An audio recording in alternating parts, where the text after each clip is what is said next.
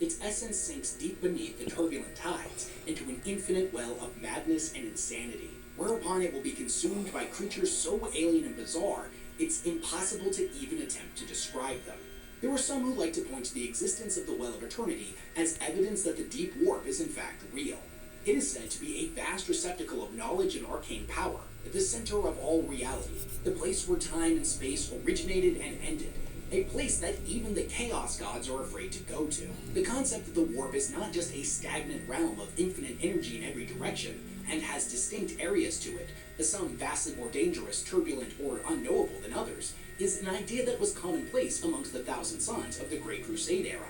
For the most part, they were told to stick to what they refer to as the shoals of the Great Ocean, and to never venture too deep, for humanity wasn't ready for that. However, the idea of the Deep Warp itself is not something that I have found within their writings. Most of the people who subscribe to the Deep Warp theory will often point to one particular passage where they believe it is mentioned, in the novel The Path of Heaven by Chris Raitt. There are layers. There is stratum ethereus, the shallow ways. There is stratum profundus, the greater arteries. If plunging deeper, there is stratum obscurus, the root of terror. No living man can navigate the deep ways. Even he could not.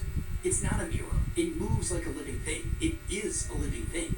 You touch it, and it trembles. I do not have the eye, but I still have seen things. I have studied what they study. The complexity is immortal. The sea is an ocean. All know this. It has currents, it has depths, it has storms. Near the surface, you can see the Cartomancer's light. You can follow it. You can use your Geller Aegis, and you are kept barred from the intelligences.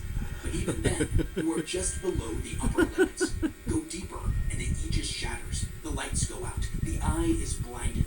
When men say they traverse the warp, they boast. For no mortal does more than skim across eternity's face, like stones thrown by a child. We do not belong there. It is poison for us, and the deeper in, the worse the poison. It takes the power of a tormented sun just to puncture the shallowest shoals. No energy in our arsenal could possibly pierce further. String the reactors, put a dozen battleships together, double their potential, and it still would not be enough. Although there does seem to be some evidence to support the existence of what we would consider to be the Deep Warp, it's important to remember that it's mostly just fan speculation. This is just a theory. There's just not enough concrete evidence to point to other than a few key conversations in certain novels. The idea of the Deep Warp is something that I would love Games Workshop to explore a bit more in the future, but I hope they never give us too many definitive answers.